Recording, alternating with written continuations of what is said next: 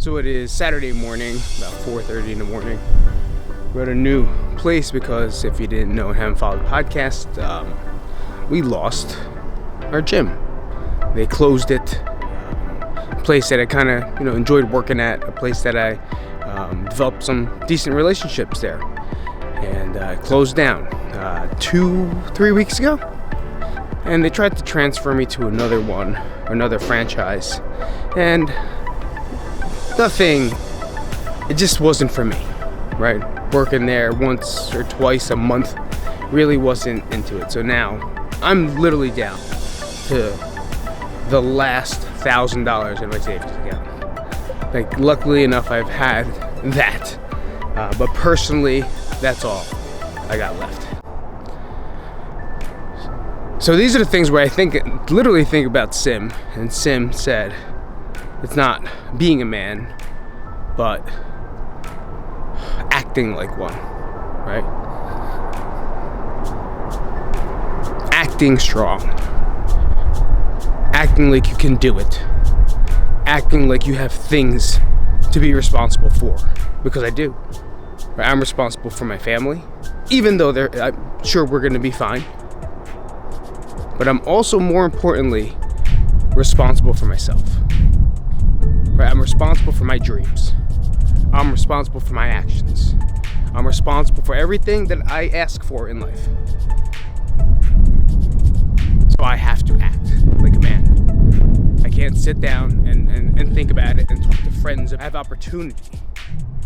Right? And as much as this shit fucking has been bothering me and boggled me down for the past couple weeks, knowing it was coming, I have a chance to do something. And we can sit down and do nothing and complain and search, and just like I was fucking 2 weeks ago, complaining why can't I get a call back on Indeed, because we think that no one's listening. But if we ask, the world listens. It's just not going to be the way you want it to be. It's just not going to be the direction that you want to hear it. So I started an online trading business. Why? Because I have no choice anymore. I can't wait for people to call me back. I can't wait for the next interview. I can't go to another casting call and fucking standing in line for an hour just to get in there to get rejected. I have no control over those situations. I have no control over if this company or that company wants to hire me. I have none.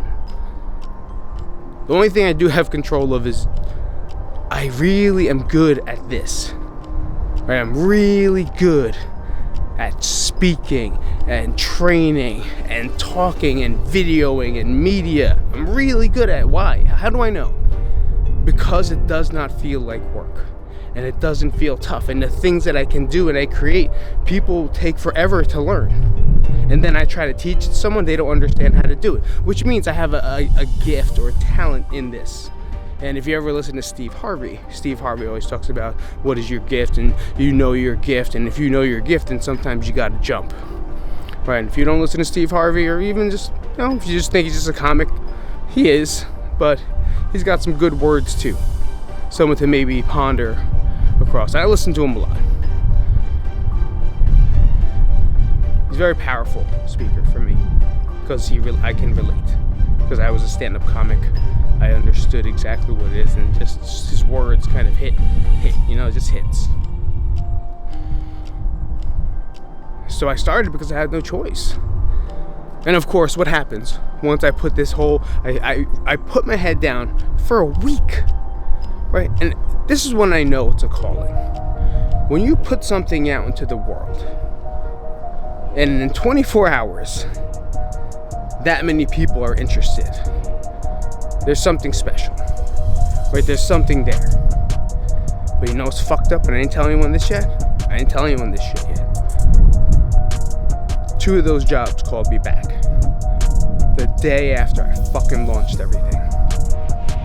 The ones with the good pay, the good security, the nice gyms.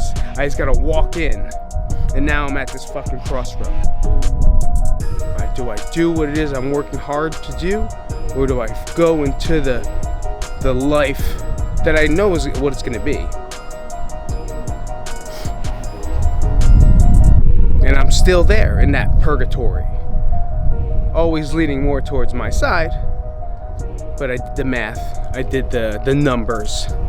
And the one thing, the biggest difference in those is not money. Right? The biggest thing in those two areas is going to be time. Doing what I'm doing and the road that I'm choosing, which is scary because it's your own. You're very uncertain. Will this even be anything? So much anxiety that I'm doing all like self-care as much as I can in this process. Acting like a man.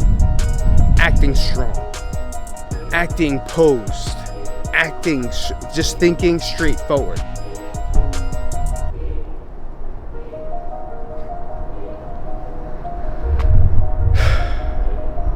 It's some scary shit. It's like the what ifs pop in all over again. And with that past trauma that I've had, I'm very surprised I'm actually even trying it. And naming it what it used to be named. But I could either take that road or take the road that's not going to give me the time. Right? It's not going to give me the hours that I need at home. The ability to be able to drive my kids. If I work there, I'll be working 8 hours a day, maybe more, split up. And then trying to fit my family, and that's not what I want to do. That's not my values. Right? The only thing, and I talked about this in the last podcast, the only thing I ask for in life is to be a good dad. Right? Please, God, let me be a good fucking dad. And that's the only thing that always hits me. It's never like, hey, God, please give me $10 million. As much as that would be fucking nice. But I feel like that's going to come with it. But I can't be a good dad if I sacrifice my time and their time for money, for exchange of comfort, for exchange of security.